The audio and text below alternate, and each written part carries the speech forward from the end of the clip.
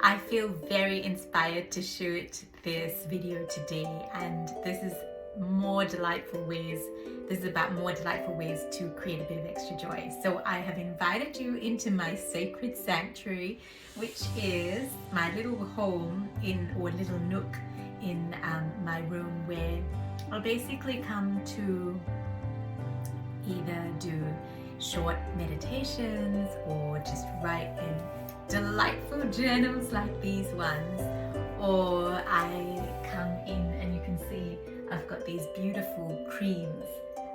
They just help me get back into my body when I'm stuck in my head. And I've got this beautiful book by Rumi, and it reads, "It is your light that lights the world." And when I first saw this book, I absolutely fell in love with that line.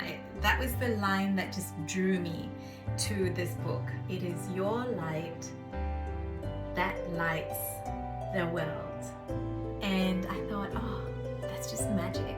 That is absolute magic. And so I've got that book right up here, if nothing else, to remind me of lighting myself up. But I have these beautiful creams, and I just wanted to share one of them with you. This is an organic calendula balm, and it is from Tinderbox. Not that I'm promoting Tinderbox, but I do love their products. And it has got extra virgin olive oil, calendula flowers, candelilla wax, shea butter, and vitamin E. And just even saying those ingredients makes me feel super happy. Like, I feel like these beautiful calendula flowers are like kissing my feet when I massage my feet with them. And I have realized that something that really lights me up is putting pure natural ingredients on my skin. It just feels like the most loving, nurturing way to take care of myself. And this morning I was rushing a little bit because I did not have my proper sleep ritual at nighttime, and I realized that I was having a little bit of an inner critic this morning. You know, why did I watch this program on YouTube last night instead of having my beautiful sleep routine that I know nurtures me and is kind to me? Why did I do that, and why did I do this? And it wasn't really coming from a place of compassion. It was just coming from a place of criticalness.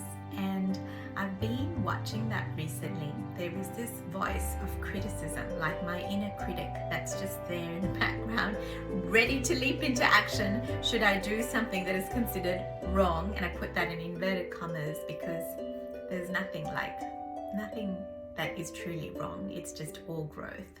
And I realized that recently, that I came into, and this is my lovely cushion that I find so cuddly, but I realized recently that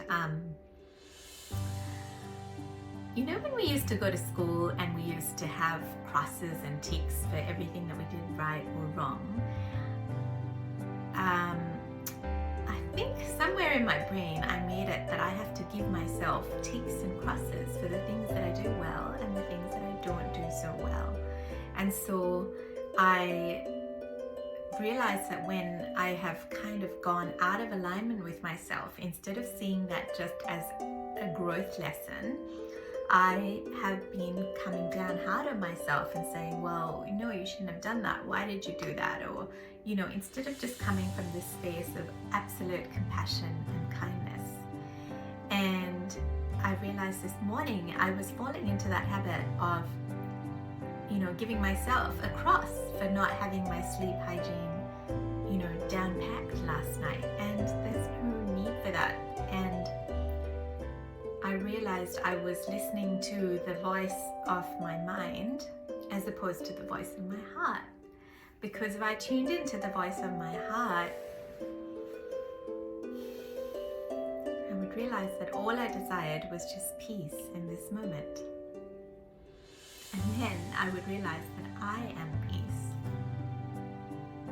And then everything else dissipates and disappears. And in this wonderful space of peace, I can this video to you, and literally that took me a few seconds to work that out by just deciding, one, that I am choosing to listen to the voice of my heart as opposed to the voice of the inner critic, because the voice of the heart is just so compassionate and so kind and so loving.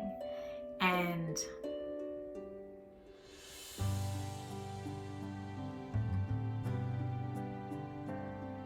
I mean, I don't even want to say anything anymore because I just feel so peaceful, but I just wanted to share that with you. And so sometimes it takes just clearing a little bit of the clutter in your place and doing a little bit of good old journaling. And you know, even why I picked this journal, you know, with the trees and the tree trunk, these all appeal to me. You know, I look at this journal and it calls me to write in it because the wilderness of the trees reminds me of the wilderness of my soul. And I'm just blissfully happy in this moment. And the only thing it took for me to be in that space was to just listen to the voice of my heart. So I guess I just wanted to share that simple lesson that I learned just in the moment about the voice of my heart versus the voice of the inner critic, and just tuning into the desires of my heart in my little sacred sanctuary. And I just wondered where in your life perhaps you may be listening to the voice of the inner critic versus the voice of your heart. And I hope this video inspires you to choose the voice of your heart so that you can be in this wonderful space of light and bliss inside of yourself.